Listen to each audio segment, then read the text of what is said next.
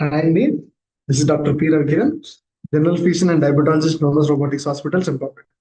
As a part of corporate social responsibility, I would like to discuss about fatty liver. Fatty liver is the most common metabolic syndrome that we are suffering from. Just because your LFT is normal doesn't mean that you have a normal liver. Let's get into detail. How many of you were told your liver tests are normal, but still have belly fat, diabetes, or high cholesterol? Today, I will show you why normal liver. Today, I will show you why the normal liver function test does not mean your liver is healthy. Always remember, especially in urban India, 1 in 3 adults have fatty liver, and most of the times they have normal LFT. Many discover only when it's too late and fibrosis has started. Let's know about the basics. What is LFT?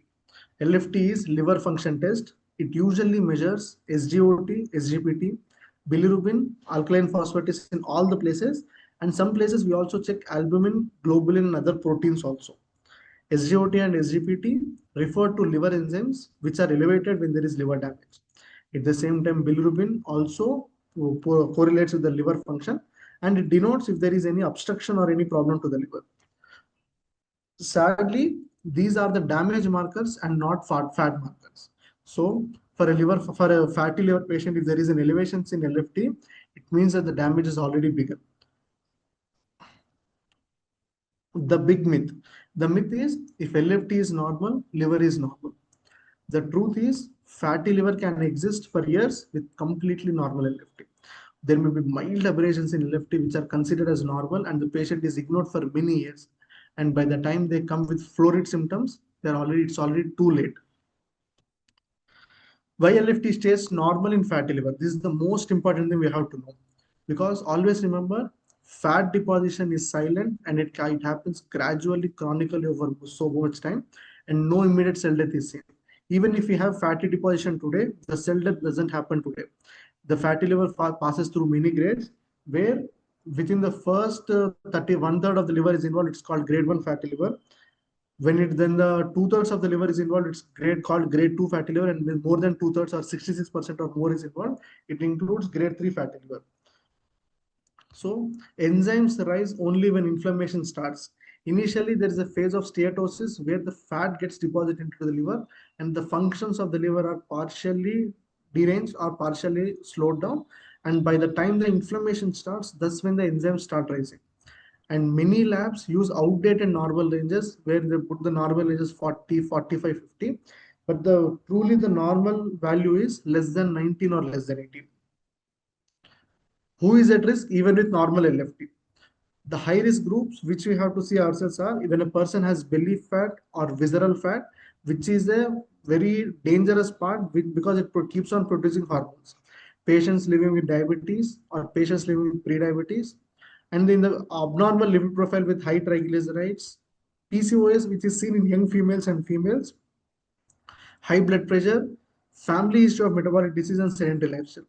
Always observe these patterns. These all are present in people who are not caring for their health properly, or people who are suffering from fatty or metabolic syndrome. They suffer with these things: more belly fat, diabetes, high cholesterol values, high blood pressure. These all are interlinked and secondary to insulin resistance. The real cause: insulin resistance.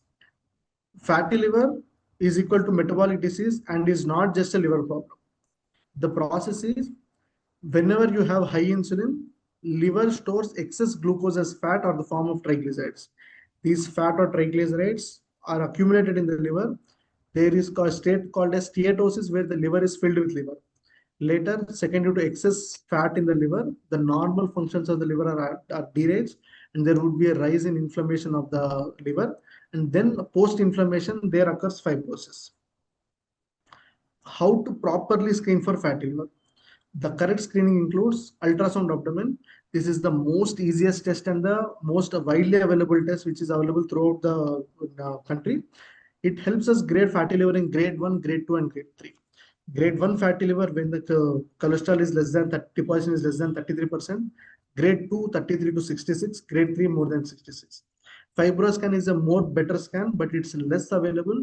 If you're able to get a FibroScan, that's good and better. That would help us know the extent and the severity of the disease. The next most important thing is waist circumference.